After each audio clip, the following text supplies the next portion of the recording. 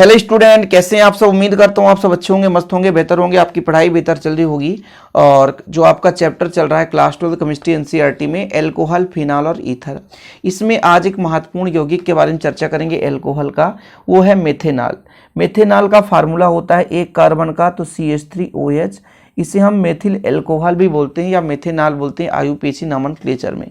तो इसके बनाने की विधि, इसका उपयोग हम मुख्य रूप से देखेंगे कि इसको हम किस प्रकार से बना सकते हैं और इसका हम उपयोग कहाँ कहाँ कर सकते हैं। यहाँ से ऑब्जेक्टिव क्वेश्चन भी बन जाता है, उस पर भी हम चर्चा करेंगे।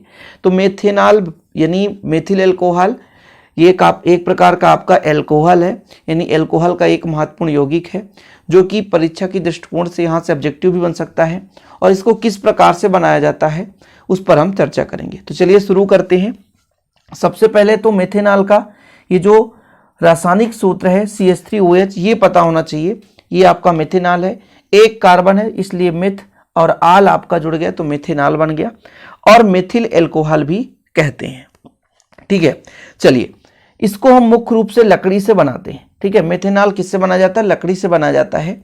इसी कारण इसे कास्ट स्प्रिट या कास्ट निप्था भी कहा जाता है। ऑब्जेक्टिव में यहां से बनेगा क्वेश्चन, कास्ट स्प्रिट किस यौगिक को कहा जाता है या किस यौगिक का नाम कास्ट स्प्रिट रखा जाता है या कास्ट निप्था? तो आपको पता होना चाहिए मेथेनॉल। मेथेनॉल एक प्रकार का एल्कोहल का यौगिक है, यानी एक कार्बनिक कंपाउंड है जिसका नाम कास्ट स्प्रिट या कास्ट निप्था होता है। ऐसा क्यों? क्योंकि लकड़ी से बनाया जाता है। जब इसे लकड़ी से बनाते हैं तो विभिन्न प्रकार के क्रियाफल मिलता है। जब इसे हम लकड़ी से बनाते हैं, इसका भंजन आसवन कराते हैं, तो विभिन्न प्रकार से हमें क्रियाफल मिलता है। उन क्रियाफल में से पायरोलिग्नियस अम्ल जो होता है, पायरोलिग्नियस अम्ल में क्या क्या होता है बच्चों? एक तो एसीटोन होता है, एक मेथिल एल्कोहल, जैसे आपका ये मेथेनॉल है मेथिल एल्कोहल।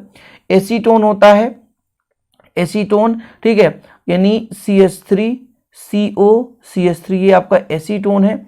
साथ में एस्टिक अम्ल CH3COOH, ये तीन चीज होता है।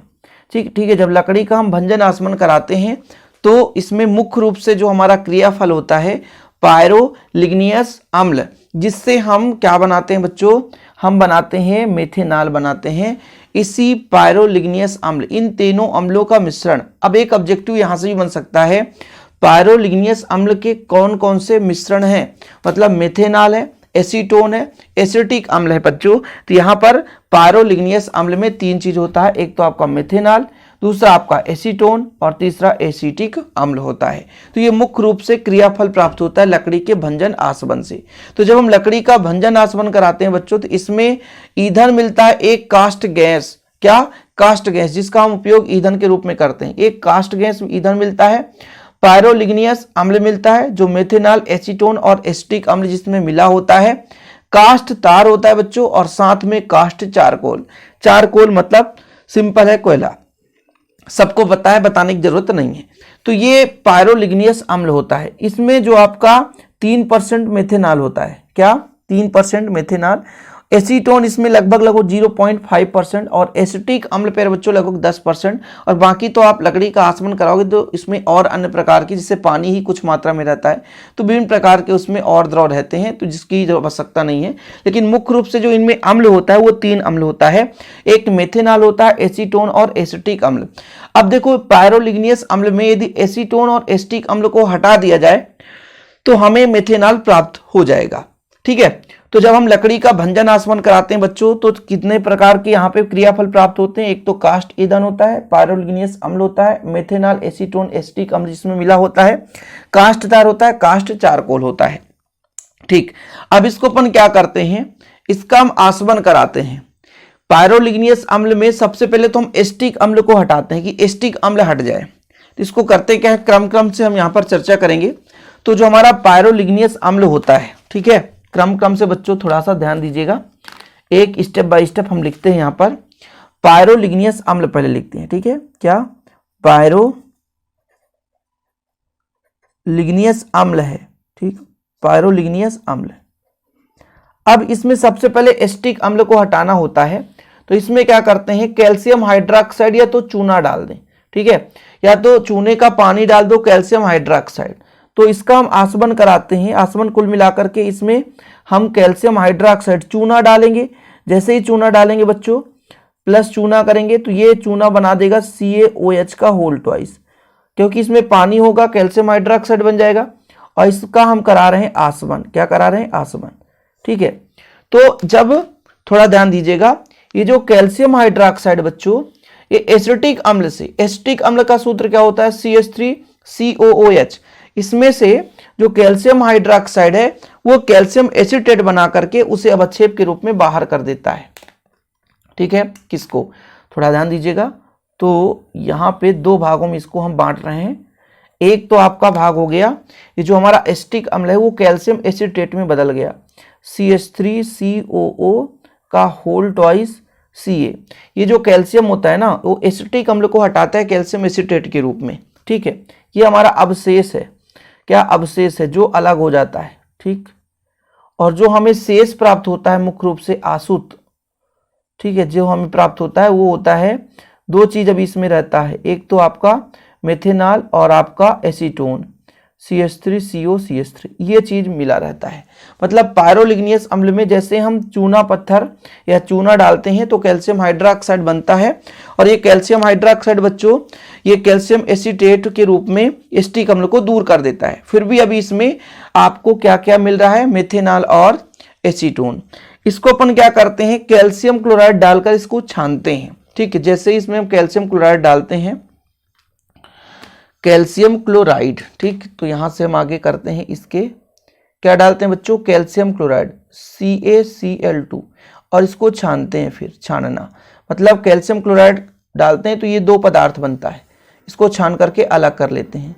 एक तो आपका छनित पदार्थ जो मिलता है, जिसको छानने के बाद मिलता है, ये हमारा एसीटोन अलग हो जाता है, और जो हमारा ये आपका CH3OH है ये CaCl2 के साथ क्रिया कर लेता है। CH3 आपका OH है ना, ये CaCl2 के साथ क्रिया कर लेता है, CaCl2। इसके लगभग 4 अणु आपस में क्रिया कर लेते हैं। अब अगले स्टेप में क्या करते हैं? इसको फिर से उबालते हैं बच्चों। इसको हम फिर से उबालते हैं, थोड़ा सा समझिएगा। इसको हम फिर से उबालते हैं, किसके साथ? पानी के साथ। पानी डाला और उबाला, है ना, उबाल कर देखा गया। तो जब उबाल कर देखा गया, इसके भी दो अवशेष मिल गए। एक तो आपका अवशेष हो गया, अवशेष आपका CaCl2 अलग हो गया बच्चों, और जो आसुत है, आसुत मतलब जो हम प्राप्त कर रहे हैं शुद्ध रूप में, तो ये हमारा CH3OH बन गया। इस प्रकार से इतनी क्रिया विधि इसमें चलती है। फिर से समझने की कोशिश करेंगे आप लोग। हमने कहा भाई जो लकड़ी है उसका भंजन आसवन कराया, लकड़ी का भंजन आसवन कराया तो उसमें बहुत कुछ पदार्थ मिल रहा है। एक तो आपका कास्ट ईंधन मिल रहा है, पायरोलिग्नियस अम्ल मिल रहा है। इस पायरोलिग्नियस अम्ल में हम क्या करते हैं? चूना डाल देते हैं, या कैल्शियम हाइड्रोक्साइड सीधा डायरेक्ट डाल दो और आसवन कराओ। तो जो आपका इसमें एसिटिक अम्ल है, पहले ये कैल्शियम जो है इसको कैल्शियम एसीटेट के रूप में बाहर कर देता है, और हमारे पास आसुत यानी जो हम ये हटा तो कुछ ना कुछ मिला, वो CH3OH और CH3COCH3 है। मतलब आपका मेथेनॉल और एसीटोन है। अब इससे हमको एसीटोन को अलग करना है तो कैल्शियम क्लोराइड डाल दो। कैल्शियम क्लोराइड डालकर इसको छानते हैं तो एसीटोन छनित हो जाता है, अलग हो जाता है, छन करके उसे अलग कर देते हैं, है ना, छनित होकर के छनकर अलग हो जाता है, और हमारे पास मिल जाता है ये आपका जो मेथेनॉल और कैल्शियम क्लोराइड का मिश्रण। अब इसमें फिर से पानी डालते हैं और उबालते हैं तो ये अवशेष कैल्शियम क्लोराइड अलग हो जाता है और CH3OH अलग हो जाता है। इस प्रकार से हमें शुद्ध CH3OH मिल जाता है बच्चों। ठीक है, ये चीज पूरा लिख भी दिया गया है यहाँ पर, कि यहाँ पर देखो, इससे जो मेथेनॉल प्राप्त करने के लिए पहले कैल्शियम एसीटेट के रूप में एसिटिक अम्ल को दूर किया जाता है। मतलब जो आपका एसिटिक अम्ल है इसमें सबसे CH3 एसिटिक अम्ल का फार्मूला यदि आपसे पूछा जाए CH3COOH, ये एसिटिक अम्ल बच्चों।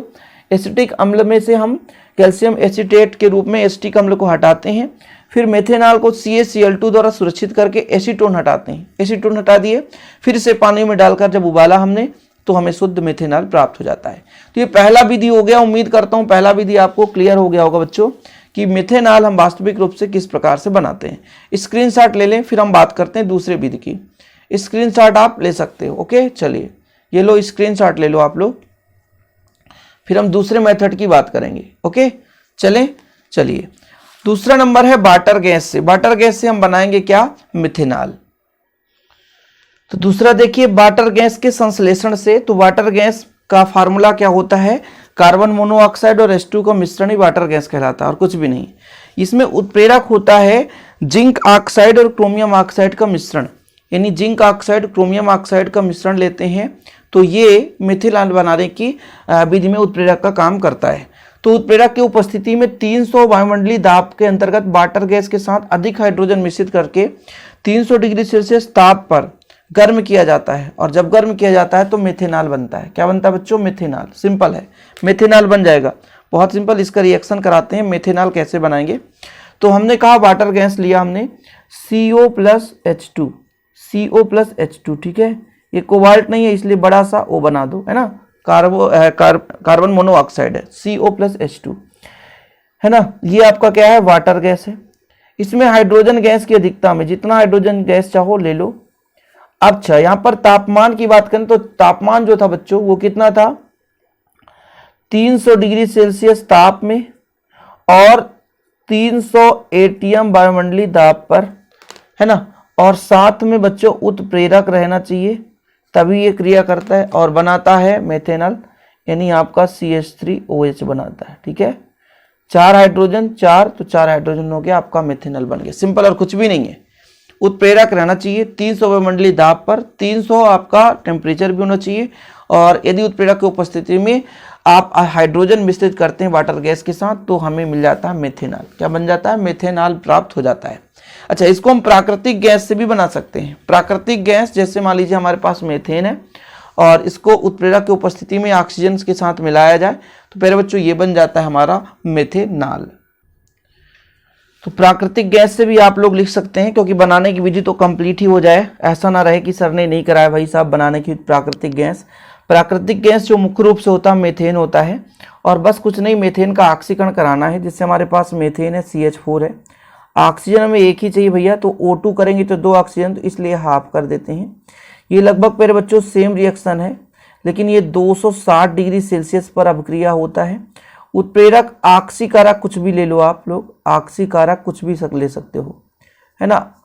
और ये लगभग 100 वायुमंडलीय दाब पर ATM पर रिएक्शन हो जाता है और बनाता क्या, CH3OH। 4 हाइड्रोजन तो 4 हाइड्रोजन, 1 ऑक्सीजन तो 1 ऑक्सीजन। यहाँ पर O2 लिखा है 2 ऑक्सीजन, लेकिन हाफ कर दिए मतलब एक ही ऑक्सीजन है, ठीक।